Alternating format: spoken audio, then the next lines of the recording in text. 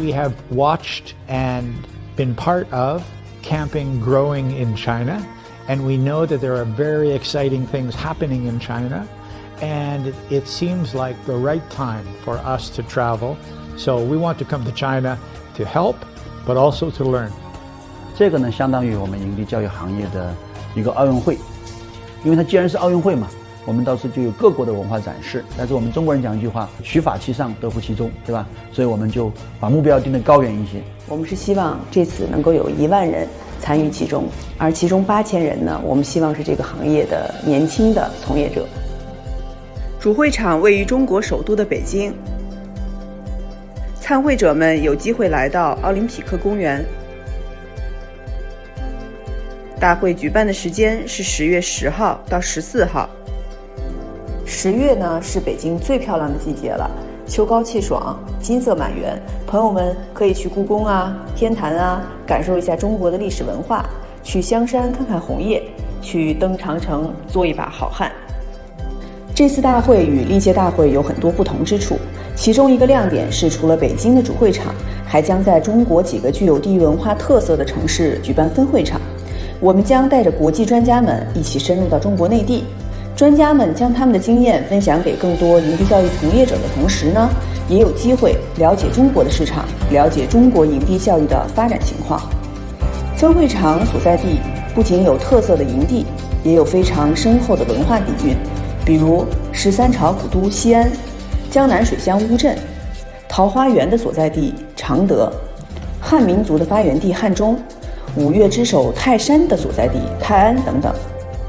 当然，我们还有别具特色的邮轮分会场，大家可以在长江邮轮上一边开会，一边观赏三峡美景。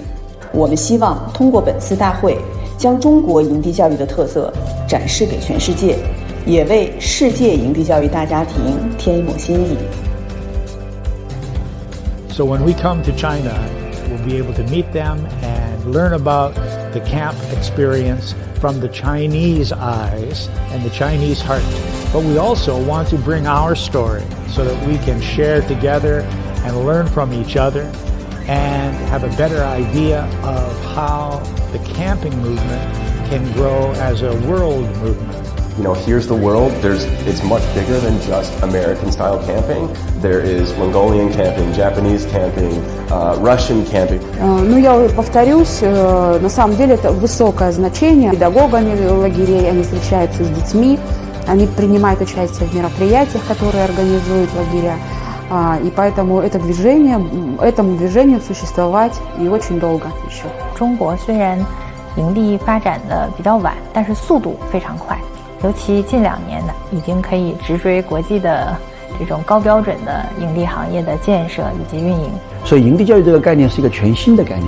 那么我们营地教育呢，它的主要目的不是为了让孩子们学会一个什么东西，你更重要的是激发他对于某一学科、某一个事物的热情和勇气。看到他们的一些实际上的一些变化，我们觉得就是营地教育真的可以给中国的这种普通的很多孩子带来很多一些改变啊，完全的打开了我的心扉，让我非常的自信起来。主要以开拓眼界，然后培养自己的能力。营地给我最大的一个感受就是无所不能，只要你想。那中国有2点多亿的青少年，这个市场空间是非常大的。那不管它最后的形式可能跟美国的不一样，跟俄罗斯的不一样，跟日本的不一样，但它总能够找到自己的一套就是独特的一个方式。我们希望这次大会是为中国营地教育发展未来10年奠定基础的一个大会。北京欢迎您，我在北京等你。 Welcome to China. 北京欢迎你。ICC 2020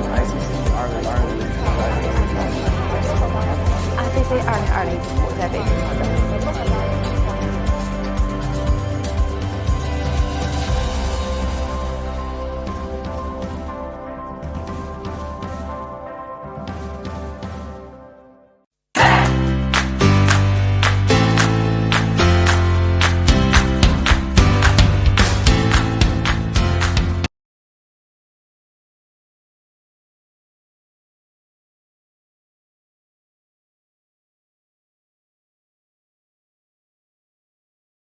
I hope you're very comfortable and you're going to settle in for this webinar. And to treat you for having now turned up a little early, I've got a couple of things for you to do. If you can find the chat room, and it's bound to be an option somewhere on your screen. If you just move the cursor on your screen, you'll find the chat room as one of the options that you can open.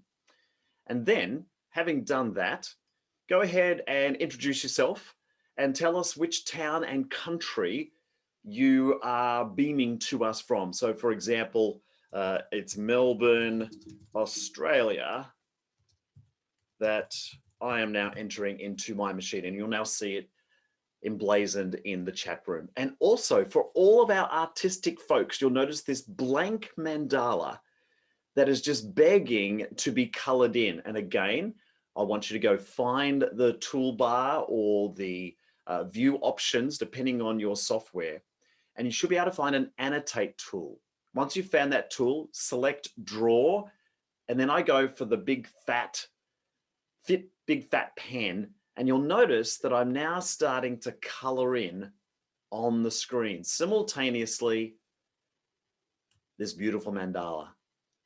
Now, it's not particularly intuitive, but if you're looking to change the color that perhaps was set as default on your system, just look for format in terms of the screen that comes up for annotate. And when you open that up or click on it, you'll be able to change the color, just as I've done here. So I'm now going to color in a few different things down the bottom. So knock yourself out. If you love a good coloring, it's a good mindful activity.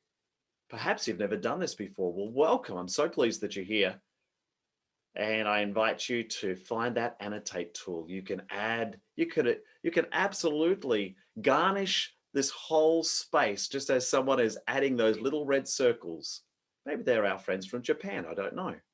It's the rising sun.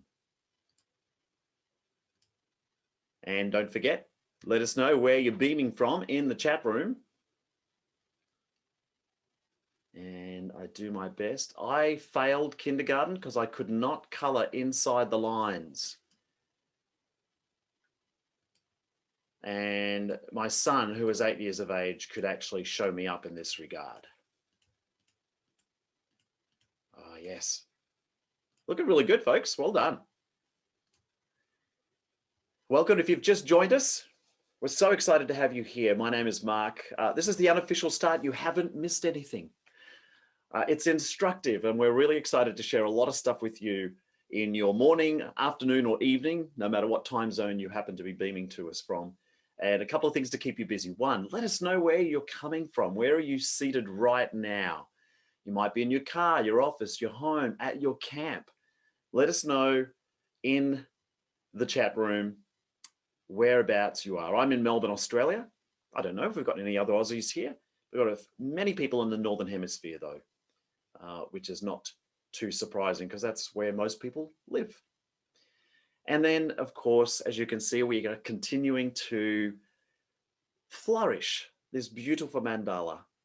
Now, I know as I've used this as an exercise, as my unofficial start with many, many groups, there's often some resistance to move forward in the session until we complete the coloring. That won't be possible. We are eager to get into the meat of our webinar today, this session. So let's see how much we can get done in the next couple of minutes. As Simon has just mentioned to us, about 5 minutes before we make an official start. Feel free to color well outside the lines if that is your thing. Lots of people from Mexico. Hola. Great to see you all here. It's often hard to keep up with all the chat. There are so many of us on this call today, already over 60 people. Wow, looking good. All of these early birds. Now, Danielle, I can see a screenshot of you that looks like it's a painting, maybe something you've created. Maybe it's even Lego, I'm not even sure. But we should be expecting some wonderful creative things from you, at least.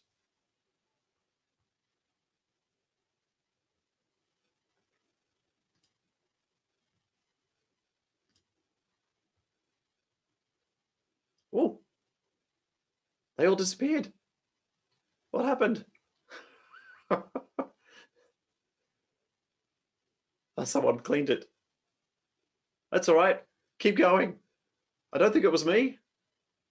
We need to keep going, folks. Somehow we managed to, we rubbed all of our lovely drawings. Not to worry. I'm now going to jump back in there and start annotating until I can color it as much as I can. Whoa, whoa, that's it. You've already got your skates on. You'll be able to fix this up. That's it. Lots of love hearts, loving that. There's a lot of love for the ICF here today, which brings this to you for free. It's all part of your membership, which is wonderful. And of course, what it is not free of is lots and lots of effort. And I really want to take my hats off to all of the folks who have been behind the scenes making this whole academy occur. It's no mean feat. It's a great deal of work. And as you may have just noticed in the chat room, there is a special day. We're using this day as an excuse to bring the ICF Academy together, but really it's just an excuse to wish Alexia in Greece a happy birthday. So Alexia, happy birthday to you. As we wait for those last few folks to join us, in a couple of minutes, we'll make an official start. Happy birthday to Alexia. Wow, I'm going to tell you, you were really quick in picking up the pace on this coloring. With only 2 minutes left, I feel confident we will have completed this and it will look gorgeous. If this is your first time using the Annotate tool, welcome to a wonderful function, particularly with Zoom. You'll see that I'm going to embed it, leverage this tool a couple of times in our presentation. There are going to be some slides, but most of our time is going to be to camera, where we'll be able to enjoy the beautiful video gallery of all of our lovely faces. If of course, you choose to share that. For whatever reason, if you choose not to share it, that is totally cool. You can kick back and just simply enjoy what this session is going to be all about. Yeah, so it's completely up to you. I've got about another minute to go before we make an official start, folks. We're reaching close to the century. Over 90 people now have joined us. If you've just joined us, welcome. I'm so pleased you're here. Whatever you did to organize your day, to find the time to join with your camping friends around the world, we're really, really grateful. My name is Mark Collard. Go ahead in the chat room. If you can find that on the screen, there'll be an option for you to open the chat room. Let us know where you are right now. I'm in Melbourne, Australia. And if you have a moment in the next 30 seconds, find the coloring pens. This is even better. I think I'm really glad we wiped the last version, because we've got a much better version here. It's looking really good, really good. When we get very close to the end, I'm going to take a screenshot of this so that we will have it.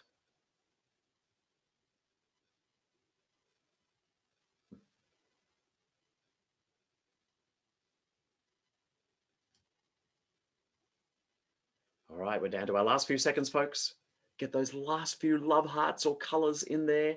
I'm then going to take a screenshot. Who knows how we might use this? Maybe we will, maybe we won't, I don't know. Let's see what we can do. Hang on. Let's get rid of that. Oh, that's better. I'll take it right now before the screen fills with something else. Ah, beautiful. Well, congratulations, folks. I'm going to clear the screen. I know you're going to have to put down your pencils. We're going to make an official start now. So go ahead and you can close up that Annotate tool. As I open it now, I'm about to then clear it. I know we're going to hear a whole lot of pixelated groans in a second. On the count of 3, 2, 1. Beautiful work, folks. Clearing all drawings. And there we are. Fantastic. And I'm stopping the share, and Gab or Rael, it's over to you. Thanks so much, Mark, and welcome everybody. Did you know that today, in this moment, we have 25 countries that are represented here in ICF Academy? And more than ever, we need to be connected. We need to connect each other as camp professionals. We need to connect with our staff members, and we need to connect with our campers. And we need to connect with our families. More than ever, kids and families and staff need camp. And it shows right now how much you care. We have people that are here and it's 8 in the morning or even 2 in the morning, and some just in the middle of their lunch break. And I just want to say thank you so much for dedicating your time. You being here shows how much you care. Before we start, I'd like to pass it on to Simon because he's going to give us a little technical tips on Zoom. Simon. Hello, Gabs. How you doing? Good. Can you listen to me all right? I can hear you just great. Thank you. That's fantastic. Hi, welcome everyone. Privyet, hello, ni hao, konnichiwa. Good day, mate. How you doing, Mark? I'm gonna give you a very fast crash course on Zoom. So, Mark, can you see my screen? Yep. Fantastic. Thank you very much. So this is how our crash course begins. So this is what I'm gonna show you. This is the Zoom control bar, which is below in the bottom of your screen, okay? And I'm Simon from Venezuela. Sorry, I did not introduce myself. And then what we're going to see, if you click on participants on your Zoom bar, this bar or this menu on the right side is gonna pop up. And that's where you're going to find your name, and you can do a lot of stuff if you press on your name. You can rename yourself, you can change your picture, you can raise your hand, you can mute or unmute yourself, and if you want, you can also leave this session. Okay. You can also raise your hand if you hit on reactions down there. If you look at my screen, mine is in Spanish. Yours will be in your language. So if you click on reactions, you can raise your hand, you can just put a heart. If you think that Mark is going well, you can put 2 thumbs up. If you think Mark is going too slow, just press, please go forward, the blue little dot right there. And if he said something funny, just celebrate, okay? Then, if you want to chat, if you want to say something, just hit the chat button, okay? It's right there, and you write down on the chat. You can look at the icon, okay? Focus on the icon, and then you can go to the chat if you want to do that. Also, these are another important buttons. We have the mic button, the microphone, and we have the video button, okay? What do we do with those? Well, if you shut down your video, if you click on your icon, video or that camera that you have there, is going to shut down your video. If you hit it again, you're going to be on screen and we are going to be able to look at you. Remember, we are recording this session, so you're going to be taped, okay? If you don't want to show your face, just hit that button. Then if you hit the little arrow that is next to the camera, what we're going to do is bring up your settings, okay? So your configuration to the video is going to pop up, and you can do a lot of stuff. You can wear a hat, and you can change the color of your screen, whatever you want to do. Then is the mic button, the microphone button. And I ran out of shirts, sorry. That's why I'm wearing my robe. So you can hit your button, you can unlock your mic if we allow you to do that. Right now, everybody's muted, so we don't have any interruptions. And then, oh, sorry, my mistake. And then if you hit the little arrow there, your mic or your sound or your audio configuration settings is gonna pop up, and you're gonna be able to hear different stuff and do all the crazy stuff you want to do there. Remember, if you want to clear a screen, just hit the participants and the chat button, so it's going to be clear. You're only going to see Mark and the games we're going to be playing, okay? Thank you very much. Follow me if you want more Zoom advice. Thank you very much. That's all my participation for tonight. I'm your tech guy. Thank you. Back to you, Gabs. Thank you so much, Simon. And I love all of the different shirts that you that you had on. That is absolutely wonderful. Today we ask you to include in your name that you include your name and your country. It's so nice to see where you are from, and as well as your name. Sometimes your camp name pops up, and so we asked that you do use your name and your country. We also ask, if you do have questions, please put a Q before your question. We have some moderators that are going to be moderating that chat box that Simon was just talking about. And so if those questions are pertinent to the point that Mark is going to be bringing up during this session, we'll bring it up then. But if it's more of a global question, then we'll probably keep it at the end. But please put a Q before you ask your question. As Simon also mentioned, we will be recording this. So if there's a lot of great information coming at you, don't worry about taking notes. Just enjoy your time this evening. And afterwards, in our resource space on our website, you'll be able to see our video. And speaking of our website, you will get a certification, a participant certification. And you can go to icfconnect.net and to register as an affiliate member. Affiliate member is free. Isn't that wonderful? So if you're a camp professional who you have staff members that are under you, make sure they register also as affiliate member.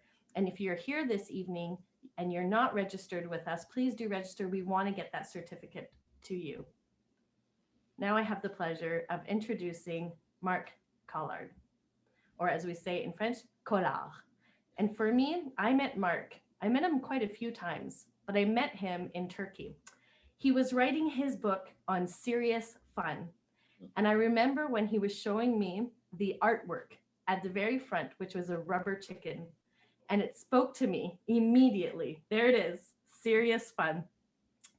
And for me, what stood out about Mark was not necessarily the fun or the serious. It was how much he cared about learning and how much he cared that other people could grab the information. We are so lucky and privileged to have Mark with us today. He's an international speaker, keynote speaker, trainer, and also one of the founders of Playmo.com, which is a wonderful organization that allows us to have over 430 interactive activities all online, everything at your fingertips. When I met Mark, he energized me, and I was excited to learn what he had to tell me and to pass it on to my staff. I hope you can do the same. Mark, the floor is yours. Well, thank you so much, Rael, Gab. A wonderful introduction. Thank you so much. And honestly, I'm so excited.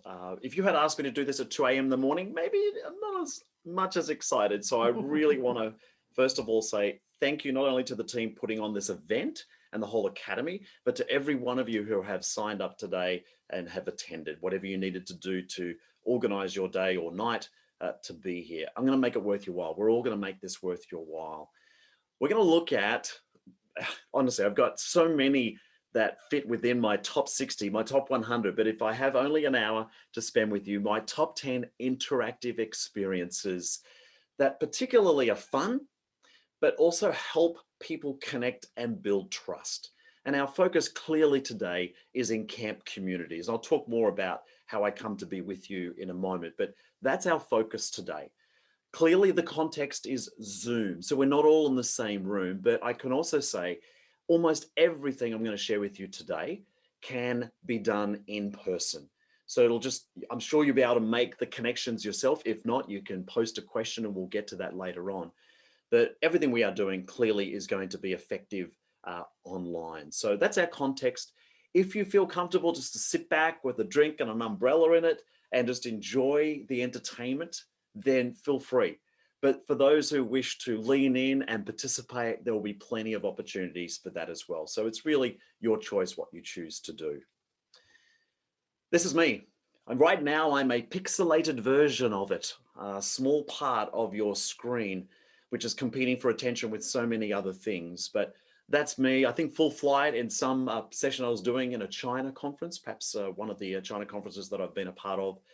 As Gabs had said, I'm also an author. My most recent one called No Props, but I'm also the director and founder of what most people know as Playmo, this massive online activity database. From a camping perspective, I have been very busy with camps and members of the Australian Camps Association, the American Camps Association, absolutely with ICF, have led camps in North America for over 8 years and many, many camps here in Australia as well. It's been a while since I've been on camp, but I've got an 8-year-old and I know I'm excited to be able to send him to camp for the first time. And who knows, it might be international, although that'll come at a time when we can get back on the planes again. We're basically isolated over here at the moment. These are my contact details. I bring them up front because sometimes people like to be able to do this social stuff in advance. I'm also going to repeat it at the end. It is our genuine commitment, and mine as well, that at any point following this webinar to reach out so that I can continue to assist you. It might be a clarification of something I've shared, maybe a difference in the activity that would suit your group, or that you'd completely lost everything, all your notes, and would like some recap. Happy to answer any and all of those if that's of use. Take a screenshot if you know how to do that of this screen, if that's of use. As I said, you'll see this again later on as well. So, too fast. What I want to do first is basically check in with you as a group. And this has been something I've been doing consistently for the last year, and it's really shown a big difference. There are many ways in which we can check in with the group, but I want to respect the fact that not only are we covering 24 time zones right now, not everyone is sitting around midday on a Wednesday afternoon, but for a variety of reasons, maybe you're feeling really excited, or maybe you're feeling a bit, not really sure. Using the annotate tool, and we used that earlier with the mandala when we were coloring in, this time, look for the annotate tool and the stamp. And then you've got several options. So for example, I'm going to use the star. And then once you've got it, indicate by just clicking somewhere on this scale where your energy, your interest lies, your feelings, your emotions, however you want to run this. And you will note, particularly for many of you who maybe English is not your first language, we have got some translations, not on everything, but some translations in Spanish, in Russian, and Chinese or Mandarin as well. So just take a moment now, let us know where on this scale do you sit. And as this has been populated, here's the impact of this. And there's lots of ways of doing it. This is one of the ways I do it online. But sometimes we have to accept that not everyone's in the same headspace, and that we might discover only too late that we're trying to push our group uphill because maybe not everyone is ready to engage, not ready to play. And so by inviting people to at least acknowledge where they're at, sometimes that's enough to move us forward. It can be enough just to simply acknowledge it before we move on. So as you can tell, as you would all see this on your screen, and some lovely flourishes here again, you've still got your pencils right next to you. Most people are fitting at the top end of the scale, which doesn't surprise me for camping professionals. I think this is where we spend most of our life, right? But we're human, and some mornings it's a bit like, I feel a bit blah. It's like, yeah, I'm here, but I'm not really willing to engage. So as I said, your choice. Feel free to lean in and participate as much as you choose, or lean back, no matter where you are on this scale. So thank you for that. I'm going to now clear that screen, but you've got a sense now where the rest of the group is at. They're not in the same room, and you know this is one of the skills you have as a camp leader, the ability to connect with the affect of your group. And that's really, really hard to do when all you have is the pixelated versions of your group with you. So thanks for sharing that. I've got a sense of where you folks are at. Before we get further into the games, everything that I've done within the space of adventure education, experiential education, group games and activities has had a framework or a scaffold that has helped it build success. And in fact, it was the thrust of the work that I was doing with my book called Serious Fun. So in the space of a couple of minutes, I want to give you what that framework is, because without it, the work that I'm going to share with you, and indeed all of my work, whether it's in camping or not, really is not as effective. And there are three critical elements I want to share with you that scaffold that. But before I get there, I've worked in this field now for over 30 years professionally. Tens of thousands, if not hundreds of thousands of people all over the world, different languages. And here's three things that I've discovered. First, when there's no fun, it's hard to engage. So I'm so grateful for the work that I've done and what I've learned in the camping industry, because so much of it is fun and therefore is far more engaging. But I've noticed when there is no fun, it's hard for people to engage. Two, when there's no trust, And you know those groups where there's little trust, if any, in a group, it just makes a difference. When there's no trust, people pull back from participating. There has never been a camp leader, a teacher, a corporate trainer who has said to me, oh, Mark, I got way too much participation in my group. Can you find a way to dial it back for me? No. It's the other way around. They always ask, how do I engage my groups more effectively? And if you can solve that problem, you're halfway home. So the first thing I noticed, when there's no fun, difficult to engage. 2, when there's no trust, people pull back from participating. And then finally, while camp is fun, one thing I've also noticed is when there's no challenge, all you're left with is boredom and routine. We are frequently engaging our campers in activities that invite them to step outside their comfort zone, outside of their comfort zone into the stretch zone. So with that understanding, these next 3 elements have been really critical to help my groups be successful. And you'll notice that it's a thread all the way through what we do here today. The first one is to connect before content. This has been something of a mantra of me for many, many years. While I don't know that I had the language for it in this term 30 years ago, I've always understood that any effort that I went to as a facilitator of my group to help them connect, to build relationships from the beginning, and I'll talk about the science of this in just a moment, from the beginning, that time and investment is always well served to invite my group to connect before the content. So if they're there with you for a week, 2 weeks, maybe only 3 hours or 8 weeks, whatever it is, anything you do at the beginning to help this group build their relationships will just amplify whatever you're trying to get done. Now, I could spend a whole day just on this topic alone, so I'm really just dropping a seed, but I do know, and it's fair to say, is where's the evidence, Mark? I know as a gut feeling, I've always understood it, but in the last 10 years, there has been significant evidence and scientific research in this space. And so this next screen picks up on it. Each of the boxes is a translation of the English quote from a group called the Partnership for 21st Century. Maybe you've come across them. It is a non-profit organization made up of businesses, educative institutions, and governments, basically saying, in the 21st century, what do we need to help create powerful, resilient, confident citizens of the world? And this particular organization looked at much of the research and created this meta-analysis. They drew one conclusion, and it was this, that the research clearly shows that programs, now let me just stop there. What does that mean? Any program where someone is responsible for the well-being of others is considered a program. That includes camps, schools, training rooms and corporations and so on. Anywhere someone is responsible for the well-being of others is considered a program for the purpose of this research. The most successful programs are those which intentionally develop healthy and trusting relationships. If your idea of building relationships is just throwing 10 kids into a cabin and expect it to happen, good luck to you. It often doesn't, particularly for young people who don't have the requisite skills to develop those social emotional learning skills for themselves. So it's the intentionality of developing healthy and trusting relationships, the intentionality of inviting people to connect. Now, think back to what happened when you first joined us. Think of what was going on. For those who were really early, we showed a video. And for those who were with us with the mandala, I invited you to connect through the chat room. That was an intention of ours.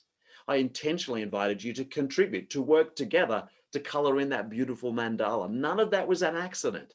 None of it was because we had nothing else to do. It was an intention. So the most successful programs in the world are those which intentionally develop healthy and trusting relationships from the beginning. You can do it at any time. But clearly the research is going to show those that start with that to build those connections before they move into the content are going to be the most successful. And they talk in this research about at least 3 areas where it manifests itself. Greater participation, stronger relationships, which of course last a lifetime, and increased overall performance, whatever you want that to be. Maybe it's a sense of community in your camp.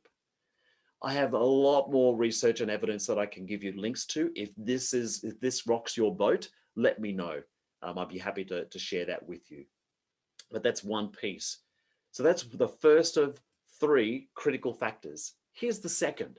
So to connect before content moves us into this understanding that your role as a camp leader, your primary responsibility is to do one thing, in my opinion, and that is to create an environment in which your campers make appropriate choices. Let me say that again. Your primary responsibility as a camp leader is to create an environment in which the campers can make appropriate choices, consistent with the goals of your camp, of course. So the environment dictates performance. If you've created an environment in which people feel safe, they feel they are willing to give something a go, maybe at the risk of looking like a fool, if you've got the ability to invite people to raise their hands, to maybe reach out and meet somebody they've never met before or don't know the name of, they are all contributing factors to an environment that will enhance the performance of your camp. You know this, but it is statistically and scientifically proven that the efforts that you create to build these connections will help build far higher performances in terms of your camping communities.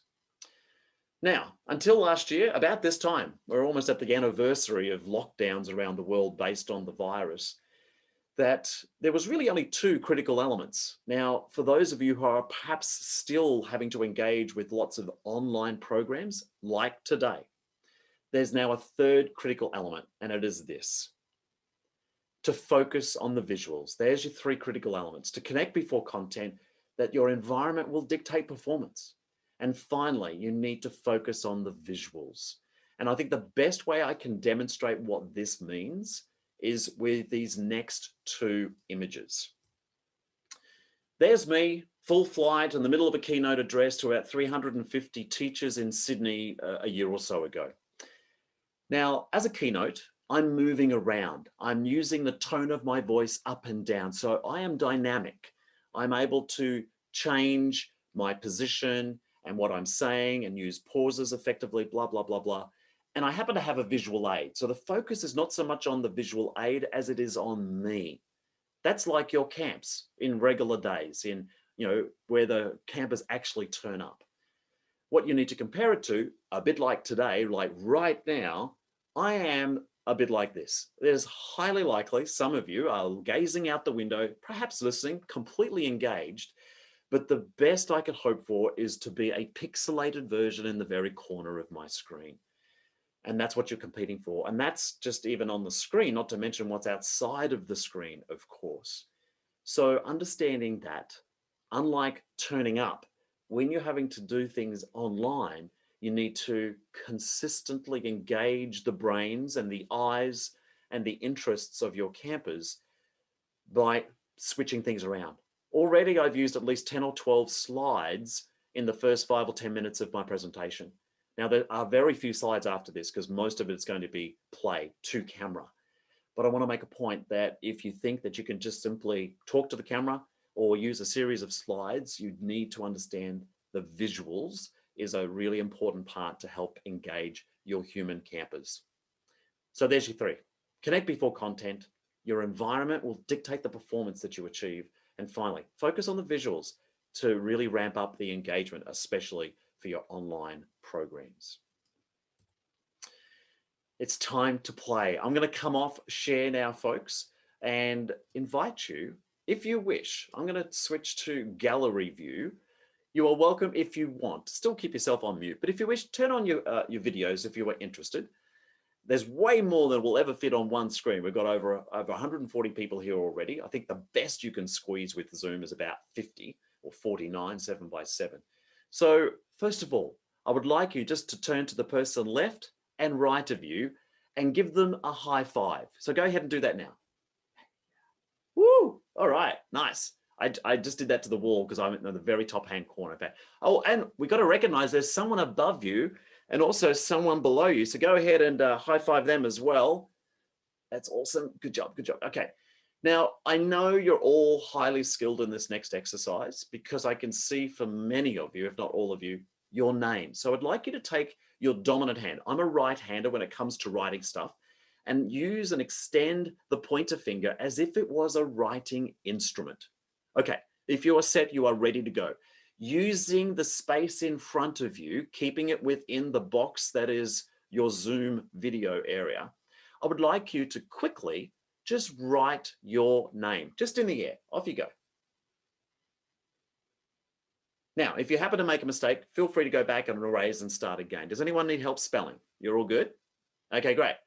All right, I did encourage you to use your dominant hand, swap it over, put the pen now in your left or the opposite hand, your non-dominant hand, do exactly the same thing. Off you go.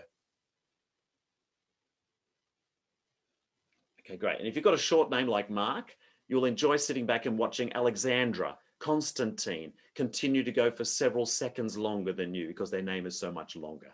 Well done. All right, you're doing well. But did you know you can also hold your pen in your dominant elbow? Imagine the tip of your elbow is your pen. Go ahead and now write your name on the screen. And you know what I'm going to ask? It's on your left-hand side as well now. Off you go. Oh, Frank, I noticed you made a spelling mistake there. Good job. Oh, Laura, nicely played. I saw you rub that out. I saw the mistake. Yeah, you thought everyone missed it. Well done. Good job. All right, and finally, there was a character in an ABC, a government television show here called Mr. Squiggle. I don't know if it ever went outside of Australia, but it was a puppet that had a very long pencil on the end of its nose, and it would draw with it. I would like you to imagine that the pencil is on the end of your nose. Again, within the boundaries of your Zoom video, go ahead and write your name. Using your nose. Well played, good job, excellent, nicely played, good play, good play. You've got all your names. Feel free to work your way through the different screens. If you're getting a little stale with the ones that you're presently watching, it's completely up to you, of course. Now, I'm going to drop you don't need to go here or just click it and come back to it another time, but I'm going to drop a URL into the screen in a moment for a extraordinarily viral activity. It is by far our most viral activity, which I have now adapted for the purpose of online. So we can't do what this link will show you in real life because it requires a group of people to turn up, but I'm going to share it with you because if you've not come across it before, you can go check it out later on. So if you need to click it now, come back to it later, still return here. Here's the exercise. I'm going to ask you, because we've already checked the directions here. I'd like you all right now just to look to your left. Go ahead and just look to your left. Don't be concerned about the way I'm looking because it might be the opposite to you. And look to the right. So you physically turn your head and look to your right. Okay. So I'm going to give you some very simple instructions that are simply inviting you to look left and look right each time I give the command. This is a self-assessed test. Only you will know if you are passing it. So for example, when I say look left, you will look left immediately and then snap back to equilibrium about a second later. So let's just test that highly refined skill. Look left. Okay, good. And look right. Okay, great. Now it's going to run for about 10 or 15 seconds with a series of those instructions. So you're looking left, you're looking right. Each time come back to equilibrium. Here we go. Shake out the stress. I can see you're a little bit stressed there, Raphael. Okay, good job. That's it. Yeah. Look right. Look right. Look left. Look right. Look left. Look left. All right, good. Okay, end of round one. We're now going to introduce another level. It's look up and look down. Look up and look down. You probably should understand how that works. So now we've got 4 commands. Your objective is to be as accurate and as efficient as possible over the course of the next 10 to 15 seconds. All right, let's just see how you go. Don't bother looking at me now because I'm watching for people and your success. So here we go. Look up, look down, look right, look right, look left, look right, look left, look down, look up, Look left. All right, hold it there. Good job. Okay, shake it out. We now move into the challenging camper, international camper level challenge. When I say left, I want you to look right. When I say look right, I want you to look left. Left is right, right is left, top is still top, or up is up, and down is down. In case you just missed that, when I say left, I want you to look right. When I say right, I want you to look left, but up is still up and down is still down. Only you will know if you are succeeding at this. Here we go, shake it out. Okay, look left. That's right, you should look right. Look right. Look up. Look down. Look up. Look left. Look left. Look right. Look down. Look left. Look right. All right, good. You could probably guess what's going to happen. No prizes for guessing the final international round of challenges for these camp professionals. Up now means down. Down now looks up. Left is still looking to the right, and right is now looking to the left. Everything you knew is now topsy-turvy. It is exactly the opposite. For the space of the next 12 to 15 seconds, settle in and participate at whatever level you can to be as successful as you can. Here we go. So up is now down, down is now up, left is right, right is left. Look down. Look right. Look left. Look right. Look up. Look up. Look down. Look up. Look right. Look up. Good job. Hold it there. Look here. Congratulations, folks. Go ahead and just high five with the people left and right of you and up and down. Doesn't matter which way you do it. Those people got it. Good. Hey, at this point, we're already ticking off a few of these highly interactive and very short bursts of activity. Don't be concerned if you've forgotten. You can make notes, but I'm going to review all of this at the end of the session. So if you're going to stick around all the way to the end, you're going to see a long list to remind you of the things that we've done, plus lots of great links for you to be able to find more information about any and all of these as well. So congratulations. All right, get yourself fairly comfortable where you're seated at the moment, because I'm going to tell you a story. In fact, I use stories a great deal. I'm sure you do in your camps as well, really effectively. But as I've now trained you in the fine art of finding your left and right, left is left and right is right as you ordinarily understand it. Now the movement will require you to move within the boundaries of your box. So when I say left, I want you to physically move your body to the left-hand side of your box and then switch right back. And when I say right, I want you to move directly to the right and then switch back. So let's just quickly test the movement. If you've got wheels on your chair, you're good to go. Otherwise, just lean in or one way or the other. So right, you're leaning to your right. Left, lean to your left. All right, that's all you need to know. Because I would like to tell you a story about Mr. and Mrs. Right. There's your first clue. There's your right. Every time you hear the word right, I want you to move right. Every time you move left, I want you to move to the left. One evening, Mr. and Mrs. Right were baking cookies. And Mrs. Right suddenly called out, "Oh no, there is no flour left. You will need to go out to the store right now." "Oh, I can't believe you forgot to check the pantry," grumbled Mr. Right. "Oh, it'll only take 20 minutes if you come right back. Go to the corner of 1st and 2nd Streets and turn left at the stop sign. Then go to 43rd Street and turn right. And the shop will be on your left," declared Mrs. Right as her husband left the house. Doing great, folks. Mr. Right found the store and asked the assistant where he could find the flour. The assistant pointed and said, "Go to aisle 4 and turn left. The flour and sugar will be on your left." Mr. Right made his purchase and walked right out the door. He turned left, but he couldn't remember where he had left his car. Suddenly he remembered that he had driven Mrs. Right's car and that his car was in the driveway at home right where he had left it. He finally found the right car, opened the boot and put the flour right inside. Eventually, a weary Mr. Right found his way home. Mrs. Right had been waiting impatiently. "I thought you would be right back," she said. I left all the cookie ingredients on the kitchen counter and the cats got into the milk. You'll just have to go right back to the store and get some. Mr. Wright had sighed. He had no energy left. I'm going right to bed, he said, and left Mrs. Wright standing in the kitchen. Dun, dun, dun, dun, dun, dun. Well done, folks. Congratulations. Give yourselves a good pat on the head for that one.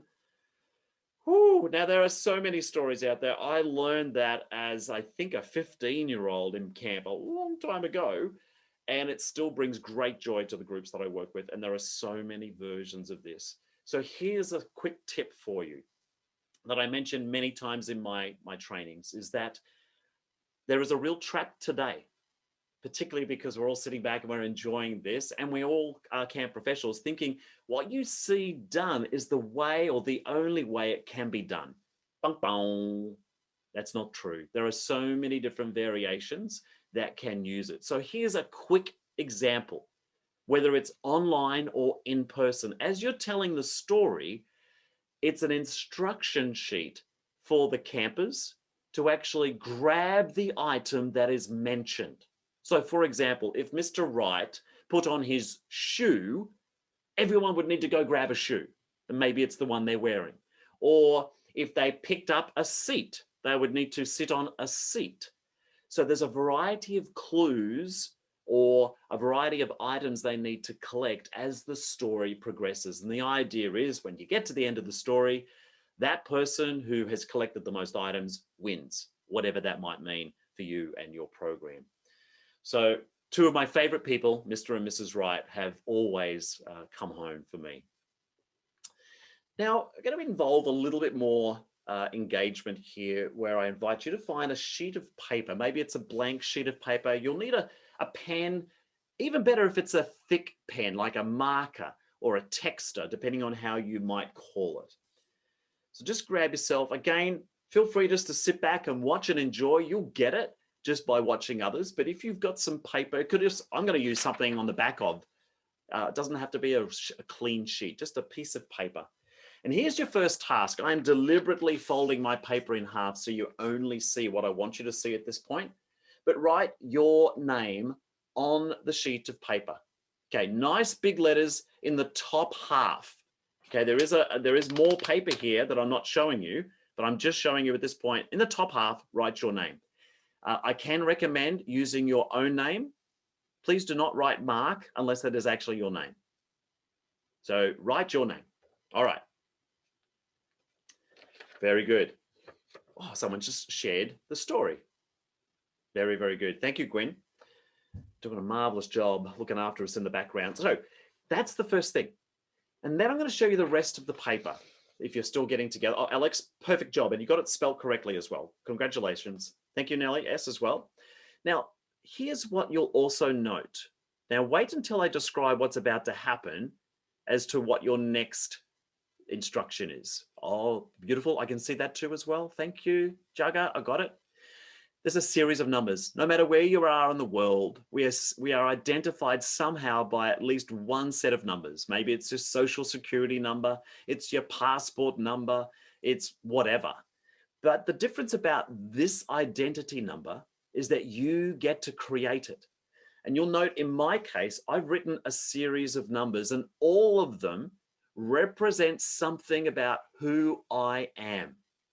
So using the chat room, what do you think the 64 might represent about me? How does that number identify me? There's no prizes. Oh, date of birth. Yes, the year of birth. That's very good. Now, Sebastian, you mentioned my age. I'm not sure that's particularly flattering. Not that there's anything against being 64. I'm just a long way from it. I'm actually born in 1964, which makes me 56, 57 later this year. So that's a clue. It's a number that relates to, but it could be something else. It could be, for example, the street address in which I live. It gives you a sense of where I am, which in fact is what number 13 is. So 64 is my year of birth. 13 is the street address on which I live. And I'm going to go through the rest just to give you a few ideas. 1 relates to the fact I have one child. I have one boy. 18 That is how many years I owned a car before I just a few months ago traded it in. I had that car for 18 years, over 300,000 kilometers. It did not owe me a cent, but that says something about who I am. And then finally, number 5, this is the number of months that I've spent inside an aeroplane crisscrossing the globe over the last 30 years. And yes, I have sat down and worked out how long of my life I've spent inside a steel tube, hurtling through space at 800 kilometers an hour. They are my 5 numbers that I've chosen. So take the next 20 seconds and write a series of numbers. Don't use the same ones as me. Like, don't use year of birth, street address. Be a little creative if you want to, or be as lazy as me and just use the same set of numbers every time. It's up to you. So go ahead. A little bit of thinking music for you. Dun, dun, dun, dun, dun, dun, dun, dun, dun, dun, dun, dun, dun, dun, dun, dun, dun, bum, bum, ba-da. All right. Okay. So you know a little bit about me because of my identity number. Now let's see how we can do this. We've got 144 people on the call at the moment. Can I invite one person, and perhaps you can be the first one who puts in the chat room that you would like to have a go. So just put in me or pick me or something like that. So Alexia, would you come off mute? Because we're going to invite everyone else to participate via the chat room. Show us your identity number, nice and close so it's easy to see and read. All right, Alexia, all the way in nice and close. Perhaps even closer. You can actually just lean it forward straight towards the camera. All right, Alexia. Oh, I see what you're dealing with. Yeah. Oh, you've got okay. 3, 1. Perhaps you can tell us the numbers. So it's 3, 1, 27, 236, and 4. Was it 26 or 36? 236. 236. Oh, okay. And 4 was the last one, right? I'm just putting it into the chat room so people, someone's already done it. Thank you, Gwen. She's so on it. Okay. Help us out now, folks. We can see the numbers. You can use the chat room, although I appreciate the numbers are about to move out of sight. Give us an example of one of those numbers and what you might think it represents. I'm going to have a guess at number 3. And is it March, the month of your birth? Yeah, because we all know that today is Alexia's birthday. She has stayed up just so that we could celebrate her birthday with her. All right, Gwen says 27 years of camp. Yep, you're off mute, so feel free to talk. Yes, it's 27 years. Yeah. Sophia believes you may have 27 dogs. No. Maybe not. So 3 was March, the month that I was born in. Yep. So I don't have 3 kids. Thank you, Rita. Okay. And 27 is the years I have been working at camp. Gwen got it. And I don't see any other correct answers. Okay, why don't you go ahead and I saw one more. I saw one more. 236 is actually, the house number. What else could it be? And number 4? Shall I tell? Shall I tell? Or should... Number 4, yeah, you can go ahead and tell us. Yeah, so I have 4, I have 2 nieces and 2 nephews. Nice. Got it. So it's not 4 marriages, as someone suggested. No. No. Well played. Thank you, Alexi. That's wonderful, wonderful. And again, happy birthday to you. Now, this is a large group to play this in. And I think for purposes of interaction, I wanted to keep everyone in the large group. But what I would suggest is moving them into smaller groups provides more intimate conversations in which people can try to explore, because how it normally works in person to person, everyone else wanders around the room with their little name tag, so to speak, their ID number. And then I bump into Simon. He shows me his numbers. I try to guess them. It's not a test. At some point, he's going to give me clues. I work out what they are. He then does the same for me.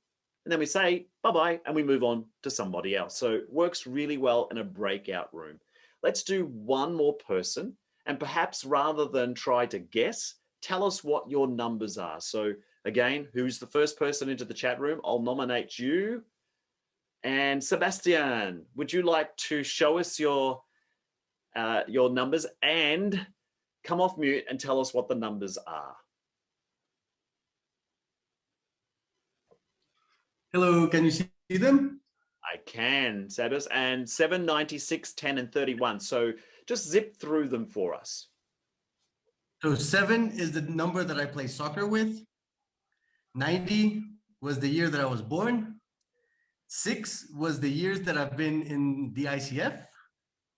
10, I already forgot what the 10 was. Oh no, 10 years I've been working in camps. Oh. And 31 is that I turned 31 2 weeks ago. Everyone wants to have a happy birthday today. Nicely played, Sebastian. Good job. Thank you. If you wouldn't mind going back on mute again. Well played. There was a gentleman, I have to tell this story because it was so hilarious, but we'd gone through the exercise, people are sharing, and then this gentleman showed me a number I'd never seen on an identity number before, and it was 0. I'm thinking, how is that something? And it turned out it represented the number of hairs on his head. He was completely bald. So that makes me then prompted to mention this to you. First of all, note a few things about the design of the activity. Unlike the standard identity number, you get to make this up. So you get to choose what numbers you put on your identity number. And of course, if you're putting it on there, there is a chance you may also choose to share it. So I love this exercise, and there are so many ways that it could be varied, but the fact that it honors choice makes it a really powerful exercise, perhaps for the purposes of inviting connections, just as we've done here. So I think you would appreciate, we don't plan to go through 144 people, you know, that's just not going to work. But in small groups of 3 or 4, that can be a really powerful way to learn something about others that you wish to share. Now, perhaps it's the same sheet of paper, or if not, another one. I've got another sheet of here. There needs to be at least a clean side on one side.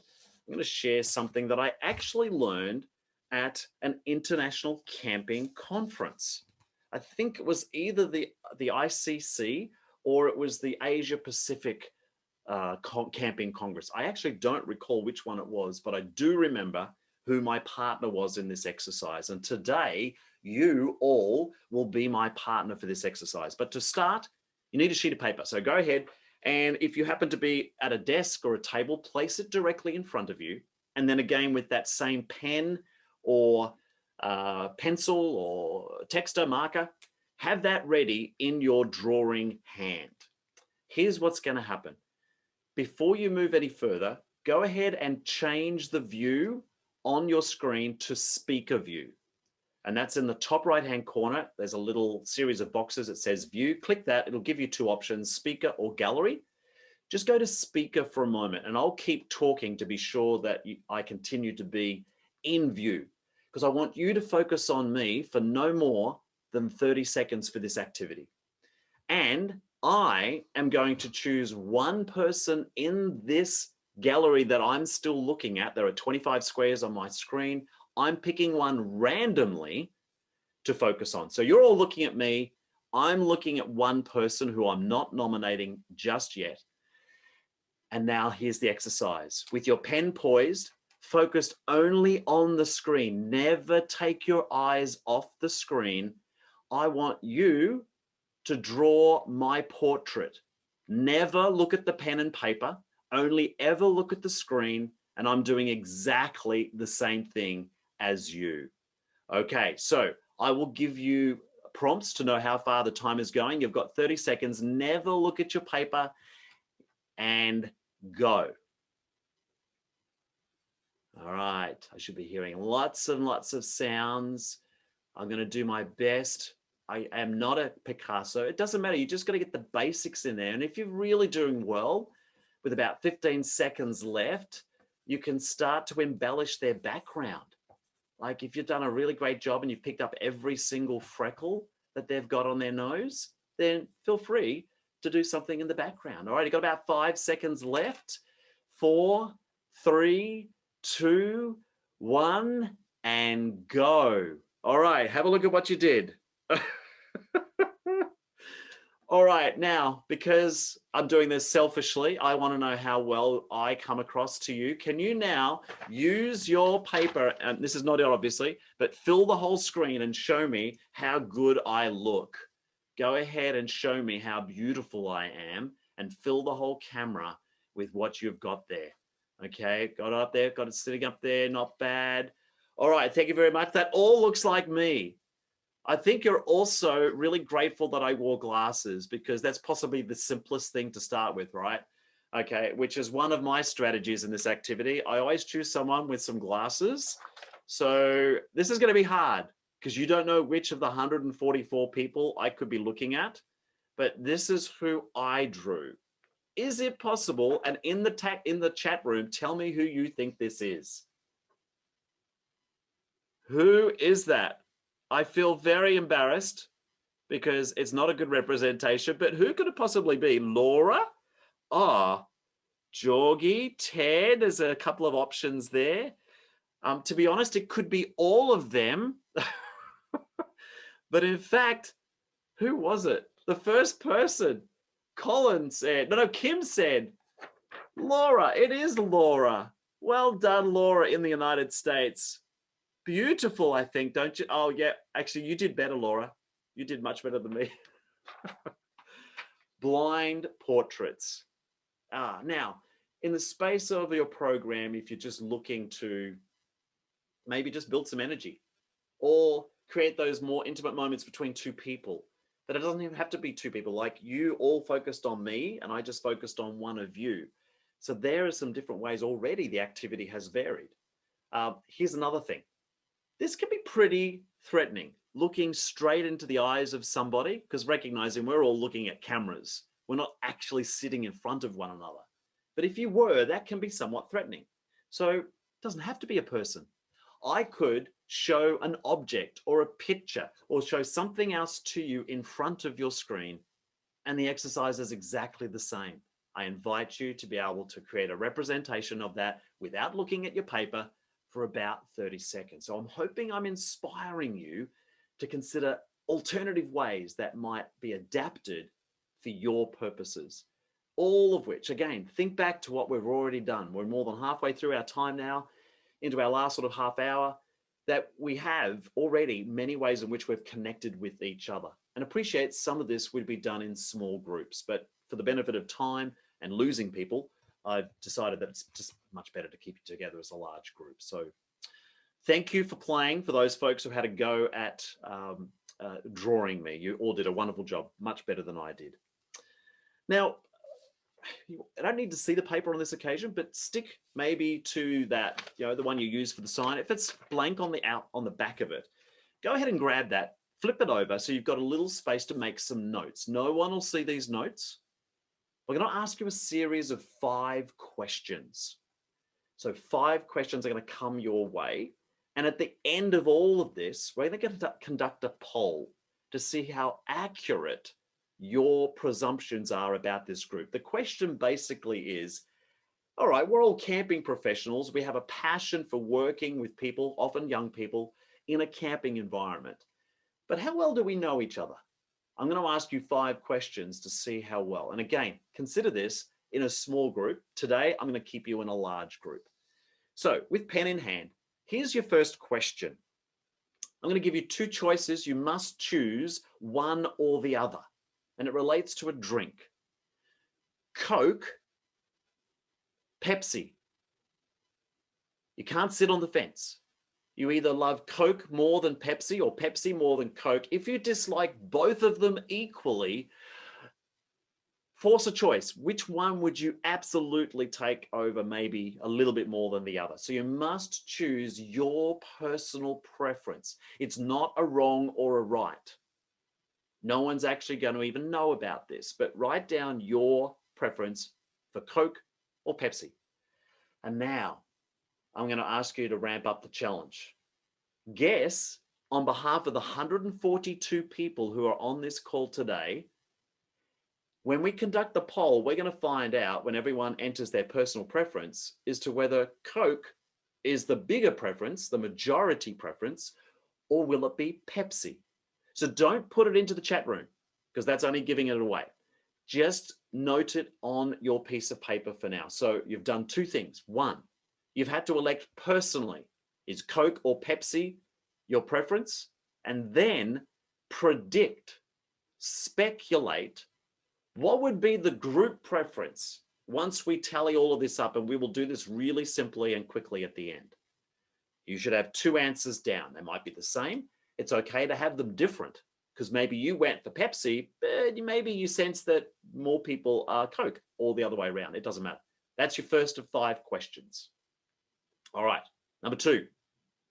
Number 2 is chocolate, and it relates to dark chocolate or white chocolate. What do you prefer, dark chocolate or white chocolate? You can't sit on the fence. You must make a choice, one or the other. Dark chocolate, white chocolate, even if you hate both of them, which one do you hate a little bit less than the other? That's the one you're going to write down. And guess what?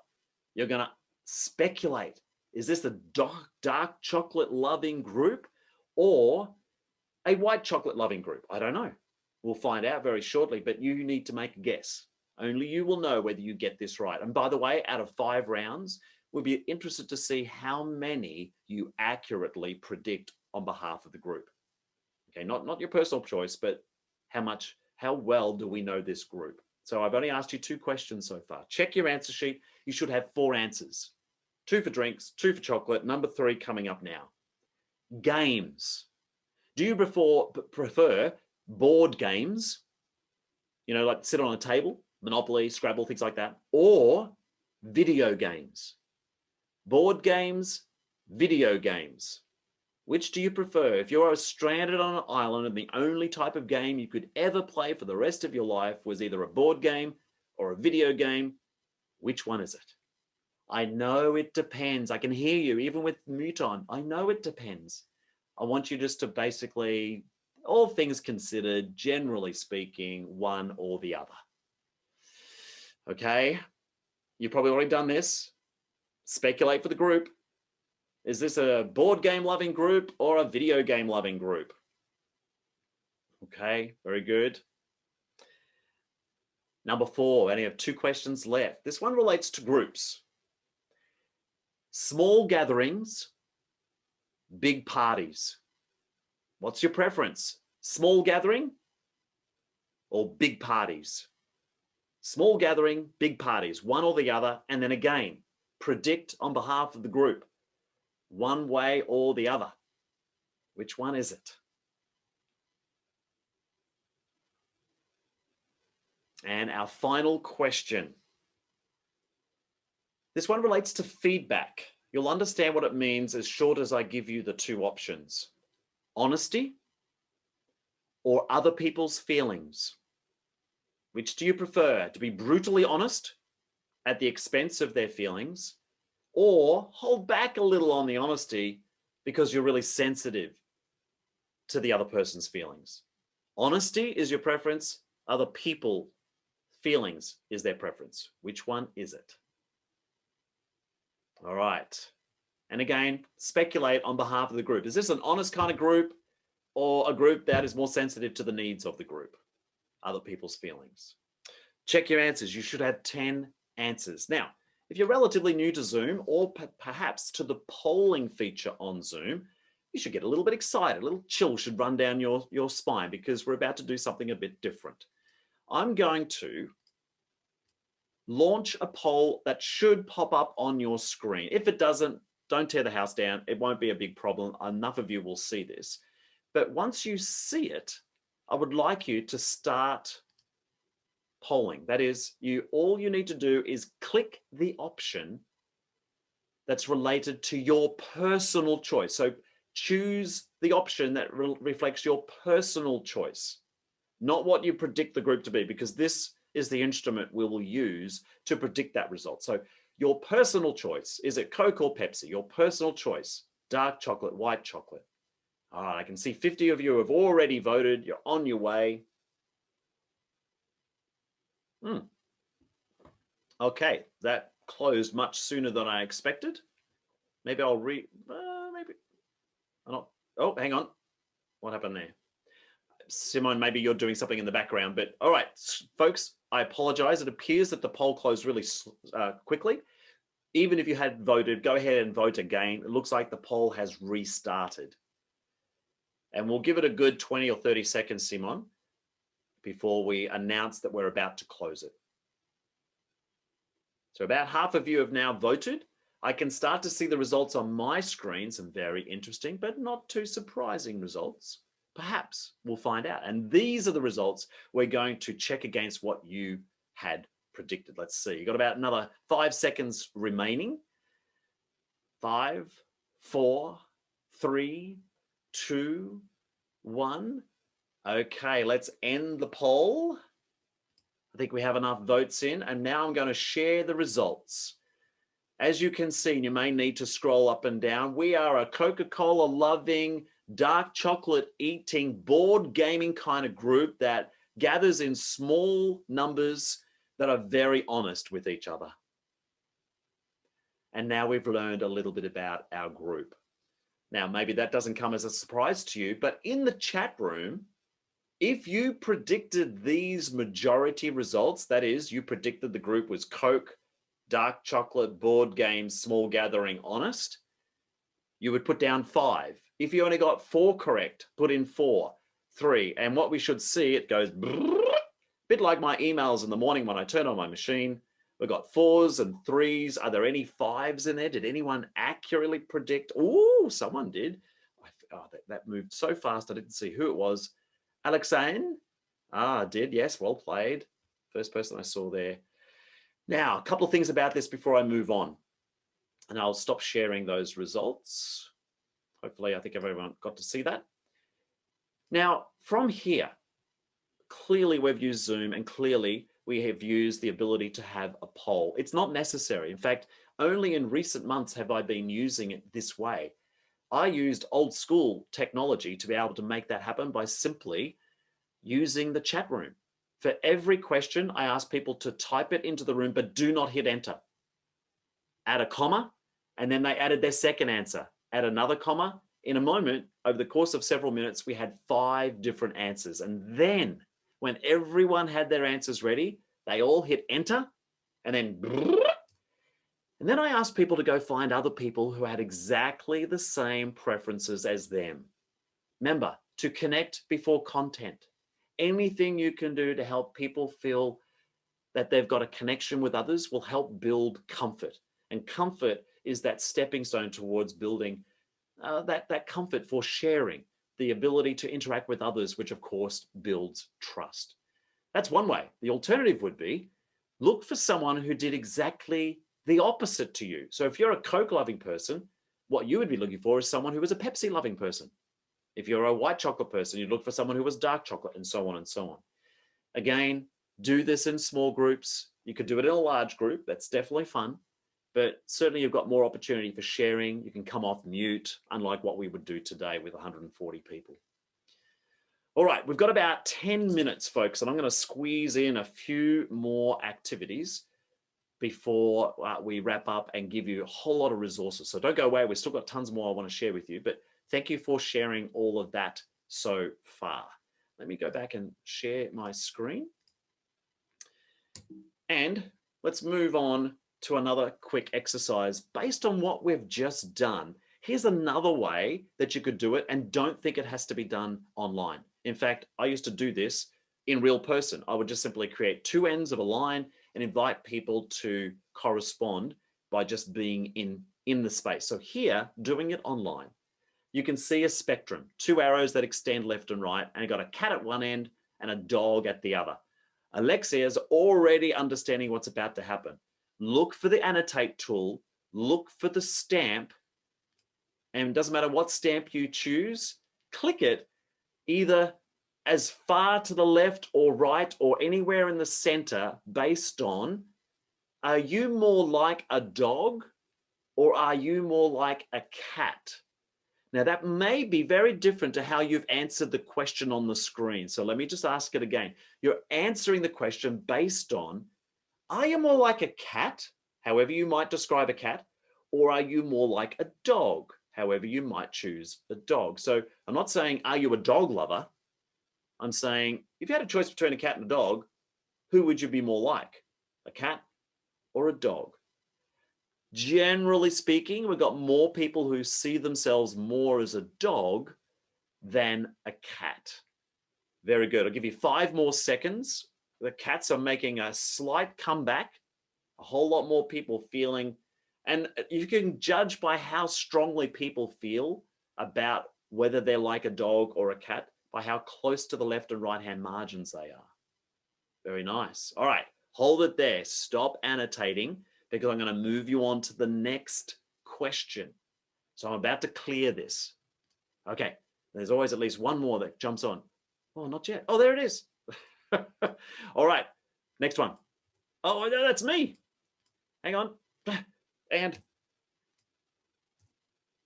now, are you more like a swing or are you more like a slide?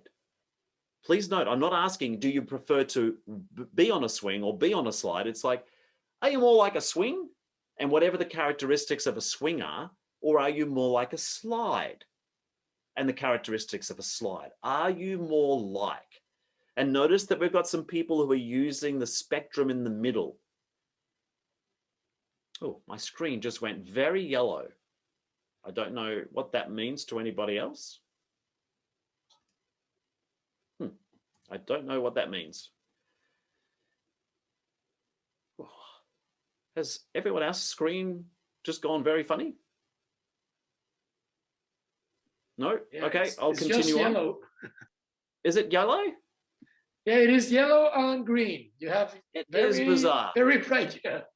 I don't know what's happening. I think the Zoom gremlins have got in, Simon. I might just stop sharing and jump back in again. Let's see if that makes a difference. Hey, I've never seen that happen before. Okay, let's move on. I don't know. I think we had a lot of people feeling that they were more like a swing. So I'll go ahead and empty that screen for you. And we'll move on to the next one. Oh, still some more people. Okay. One more. Oh. Let me just go ahead and just clear that for you. So in this case, are you more like a window or are you more like a door? Or are you somewhere in the middle? Make your stamp based on where you are. So you can see the benefits. Goodness, it's gone yellow again. I do not know what's going on. It doesn't matter. If you can still see that, I'm not quite sure what's happening. We might stop sharing that now for the benefit of this session. Any case, so who knows what was going on there? I see lots of yellow on Alexia's screen. Maybe she's trying to take over. I don't know. It's unlikely. You think it's a birthday thing. So in that exercise, it's another way in which people can connect. If you discover that other people have a lot in common with you based on a series of questions you could ask, and one of the screens I wanted to share with you was related to, in those cases, a cat or a dog or a swing or a slide. Let me just try one more time to see if I can share it with you to give you a sense of what the other ones are. Okay, these are not for you to respond to, but I'm just going to give you some other ideas. Are you more like an explorer or a settler, landing or a takeoff, movie or a TV, a giver or a receiver, defense, offense, middle, or the edge? There are hundreds and hundreds of these, and I'll give you a link where you can download this immediately for free as a way to embrace it, either online or use it by creating a line on the ground for your campers to stand along as well. So thank you for those who annotated on there. We don't need them in that space. So I'm just going to clear those now, and I'll probably have to keep clearing it. See what happens. All right, let's move on. I wanted to keep playing. Let's return to the screen because there was still some stuff going on there. I have in front of me, as our last couple of activities before we move forward, a regular deck of cards. Now, I'm choosing to be very analog, old school here. This is what I would do if you were sitting in front of me right now.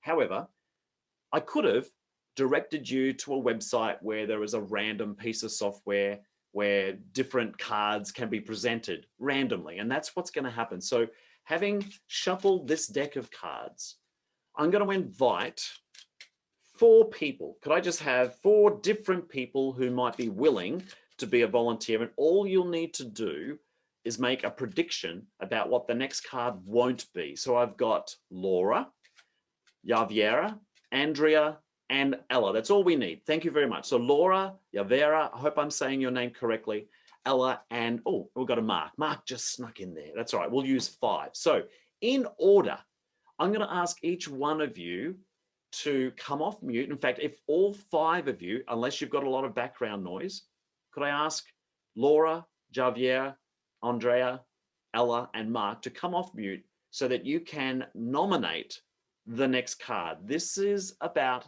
how long can we as a group continue to pull cards randomly off the pile. For example, that is the 10 of spades, okay?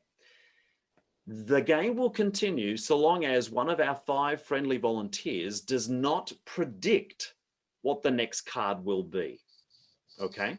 So for example, Laura, can you tell me what the first card won't be? And Laura, you'll need to come off mute for that point. And we're looking for Laura MK Mexico. Is Laura able to come off mute? Yes. Okay. King of Aces. King of Hearts. Okay, so all I need to know, don't worry about the suit. It's just king. Did I hear king? All right, here we go. And the idea, folks, we're willing this to go for as long as possible. Is it a king? No, we're still in the game. Congratulations. All right, Javiera, what's the next card not going to be? Javiera. Maybe you're still trying to find your way to come off mute.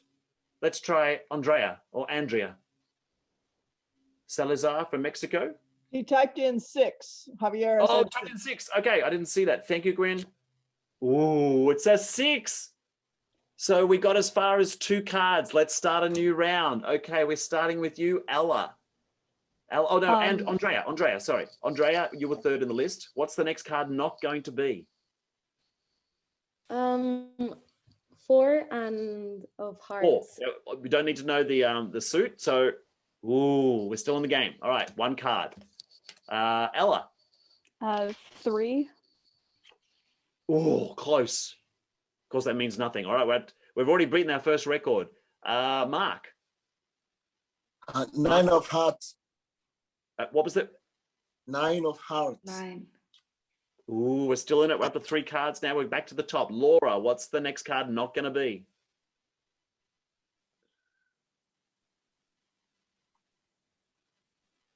Okay. Laura? 2. 2. Okay, we're still in the game. We'll do this for another 30 seconds. Javiera, and I might look on the text for you this time if it's easier. I think it's working. Can you hear me? I can, yeah. Yeah. Okay. It's not going to be 7. Yeah, well, we don't want it to be 7. Ooh, 8. We're still in the game. Andrea. 8. 2. Still in the game. We'll do the last 2. Ella.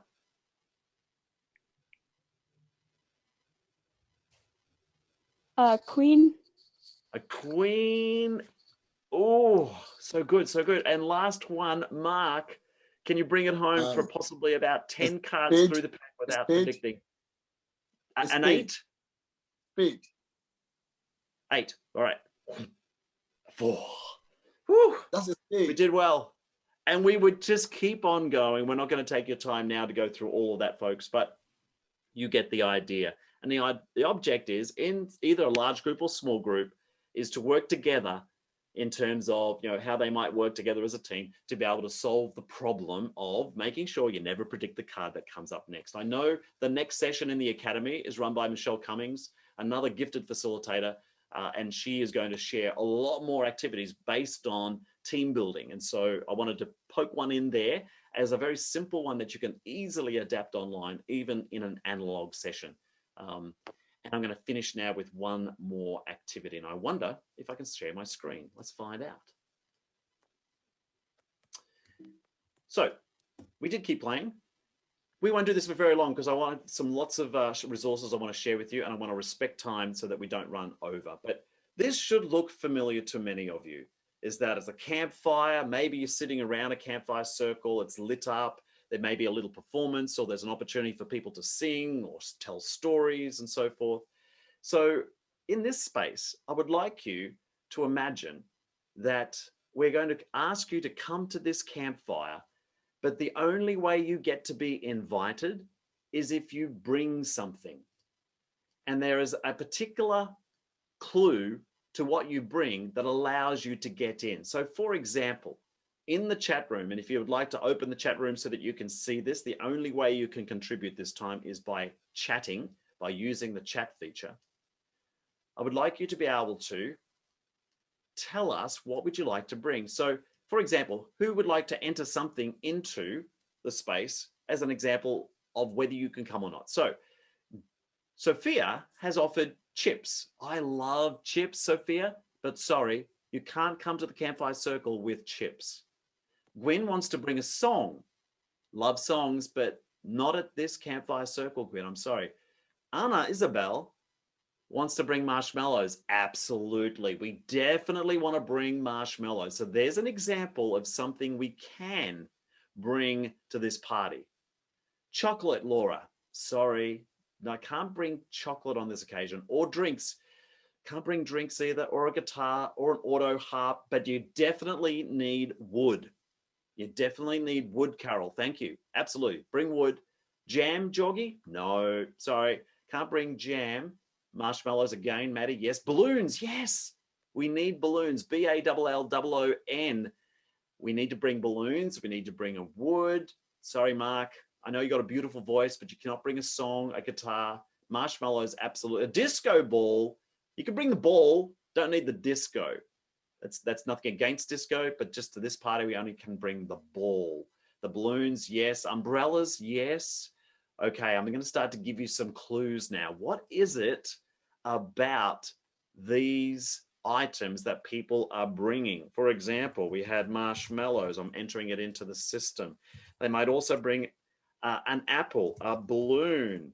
They might also bring some beer, but not wine. They might bring a puppy, but not a dog.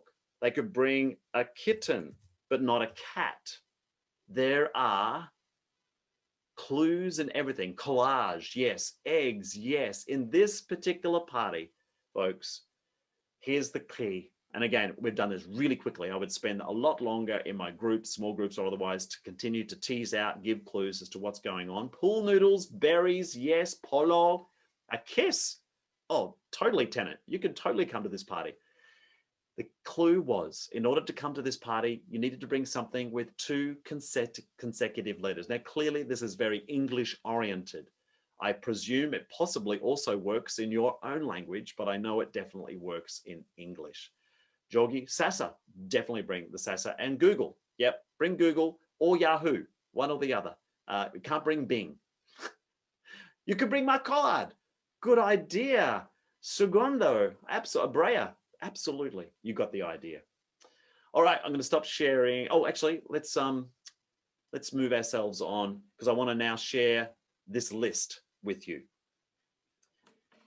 Again, feel free to take a screenshot here as we wrap up my part of the session. We move into the final parts. I think I got through all of these activities. We started off with the mandala, which was my unofficial start. It's probably one of the things, my legacy to this field, is to understand how critical it is to engage people as soon as they arrive. And we did that today with the mandala. Lots of ways of doing that. The air names, someone may need to come on mute at this point. I can just hear some background music there. Air names, look left, look right. And I gave you a connection to the jump in, jump out activity, which is millions and millions of views, a very successful activity. Mr. and Mrs. Right story, the ID numbers that you wrote onto a piece of paper, the blind portrait, the must choose poll. I gave you a couple of Are You More Likes. We did that quick team building activity called Prediction. And finally, the activity is called Come to My Party, although today it was Come to My Campfire.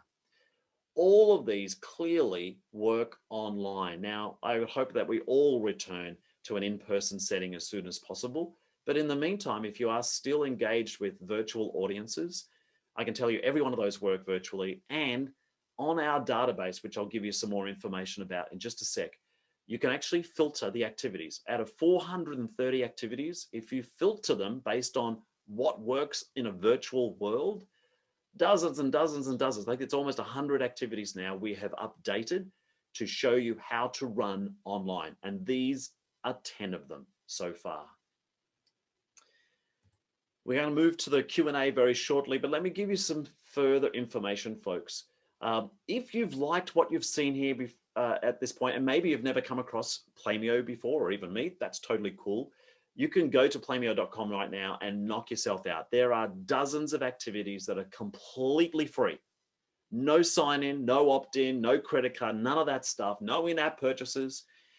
And you can play with some of this stuff. There are video tutorials for most of them. So you can actually see me or one of my associates run the game. Now, to be honest, almost all of them are in an in-person setting because that's how I've run my career for the last 30 years. But as we said, there's an easy way on the search engine for you to filter out those activities that work virtually.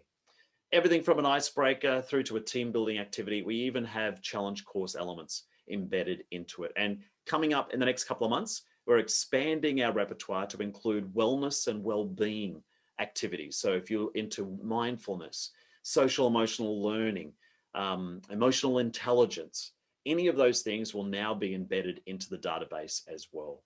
So it's completely searchable and everything is at your fingertips and regardless of device. So smartphone, tablet, or the web. Most people still access it via the web, but it's available in all places. Here's a few things that you might want to grab if you are interested in taking the next step. First of all, there is a free app on the right-hand side. Just jump into your App Store or Google Play, plug in the word Playmio. It's completely free, no in-app purchases, and all of the free activities are curated to be on the app, of which I think is close to 50 activities now. Again, everything from an icebreaker, some of which we've done today, through to more complex team building activities you could use on camp. But if you're like me and you like the old school flicking through a book, for example, that's what this one is here. Inside here is 150 activities that don't need equipment, which is what makes it the #1 seller activity book in the world. And on every one of the activities, there is a QR code. Guess where that links you? Directly to the database so that you can view a video and all sorts of other materials that will tell you how to use that activity effectively. It's also the cheapest way to access the premium content on Playmio because when you buy the book, you get half price forever access to the database. So that's built in. If you just go to the shop at Playmio, or alternatively, you can also purchase it on Amazon if that's going to work out better from a shipping perspective. As we're based in Australia, but we do ship out of America as well. But check Amazon, it may also give you another option. So another way to get access to this is through the app or the book. And then finally, partnering with ICF for the benefit of its members, and in particular, the Academy participants today. For the next couple of weeks, we're offering this special code, ICF30 or 30. If you were choosing, once you've played with some of the free stuff, to actually upgrade effectively to a premium account, a full membership to Playmio, which means everything is unlocked for you, you would get 30% off, and 20% of the fee goes directly to ICF. So you're actually supporting ICF in your purchase, as well as also getting a discount that comes off the price. So you get it for 30% less, and of that fee, I give ICF a further 20%. So that's another way that we can raise funds valuably for our community as part of ICF. And to get that going, just go to playmio.com/join, follow the prompts, and then when you're ready to enter the coupon code, click that in, ICF30, click apply, and 30% will come off. It applies to any annual plan, either as an individual or as an enterprise. That's the term we use, but we also mean if you've got 10 staff at camp and you want all of them to have their own account, it's really inexpensive to sign up as an enterprise. In fact, most of our 8,500 members around the world belong to an enterprise plan, such as a camp. I'm happy to take more questions about any and all of this, but I know the ICF Academy folks have got some things to wrap up as well. But do note that this offer is just for the next couple of weeks. So it'll end on the 15th of March. ICF 30 is what you would plug in to get access. But please note, there's a ton of free stuff as well.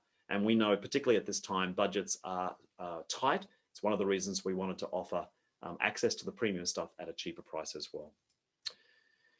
Once again, there's my contact details, people. Feel free to take a screenshot of that. Reach out to me at any time. Many of you I have met. Might be a while before we meet again. I'm hoping that I can get to China this year after the disappointment of having to call off 2020. But yeah, all fingers crossed, we'll all be able to gather in China later this year. Which brings me to the end of the presentation. I'm going to stick around for a long time because it's only just after 1 o'clock here in Melbourne. But I kind of hand back to, is it Gab or Simon? I know I'm handing back to somebody. It's myself. Thank you so much, Mark. I cannot tell you how much I appreciate it. And to me, the word of experiential learning has evolved so much in the past 12 months. And the fact that you can open the book and there you click on a QR code and go right into video to understand how to do these activities is absolutely phenomenal. And I just want to say that for me personally, I have a couple of staff members in the room this evening, and it just warmed my heart knowing that they are hearing all of these wonderful activities.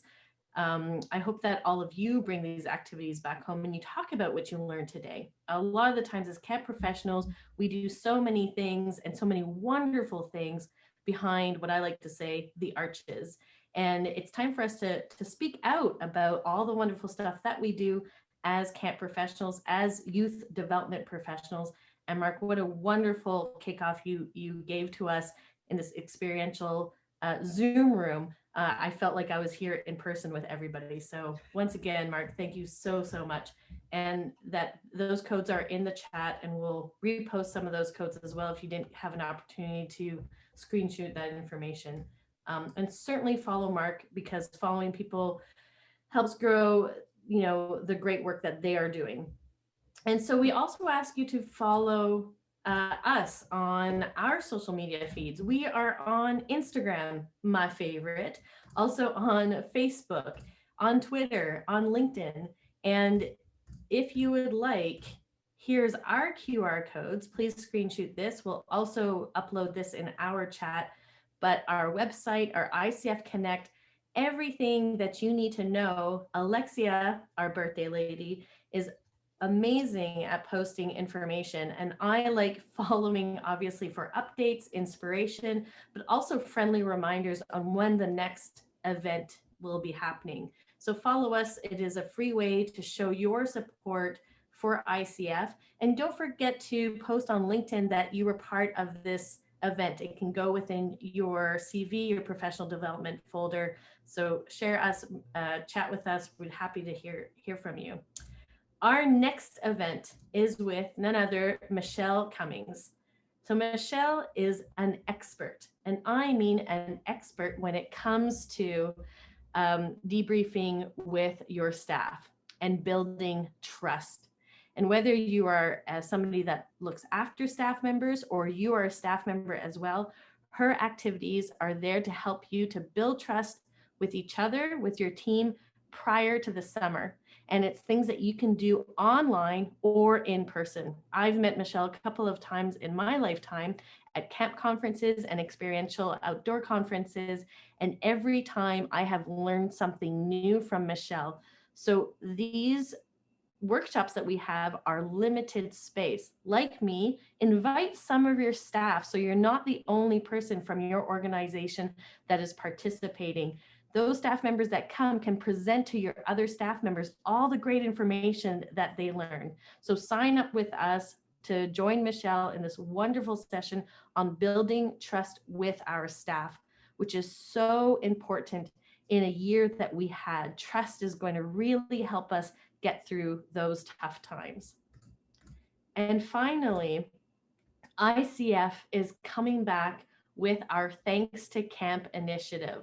ThanksToCamp.org website has more information on how you can get involved and help get your campers, your staff members, your alumni to tell their story and to give camps a voice. Thanks to Camp can help with fundraising, can help with government movement, can help with translating to parents why camp is important. But more importantly, staff members and campers want to support camp. They want to talk about camp. So use Thanks to Camp in April. You'll see a lot of information on our Instagram feed, Facebook, LinkedIn, as we mentioned, to help guide you, your organization, association, or camp when it comes to sharing your camp story. And the more we share our story, the more we come together, the more we are giving camps a voice. And that is what our industry needs right now is recognition. Again, I want to say thank you to Mark for the wonderful work that he did this evening. I cannot wait to debrief with my team and hear all of the things that they learned this evening. And please take a moment and share with your friends and also your colleagues what you learned tonight so you can spread that word on the great work that Mark led us in this evening. Thanks again, everybody. We have 2 more little messages and a poll for you to do, so stick around. And I hope everybody, whatever time you're in, have a nice rest of your day, evening, or morning.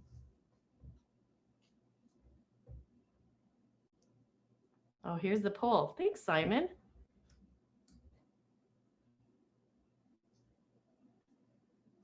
This poll is really, really helpful for us to find out what you need from us so that we can help supporting you during these times. I'd also like to mention that this evening we had Greece, Turkey, Pakistan, Romania, United States, Venezuela, Mongolia, Australia, Mexico, Nigeria, Canada, China, Japan, Russian Federation, Brazil, Singapore, Colombia, Vietnam, Panama, Indonesia, Ukraine, Malaysia, Philippines, and Belgium. These are all the countries that were represented this evening. It blows my mind. I'm super excited and stoked to see all these countries represented today and this evening and in the middle of the night.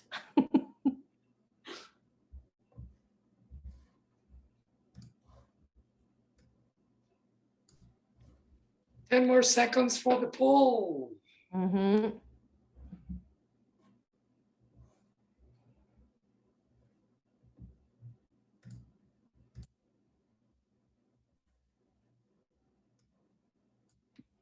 Three, two, one.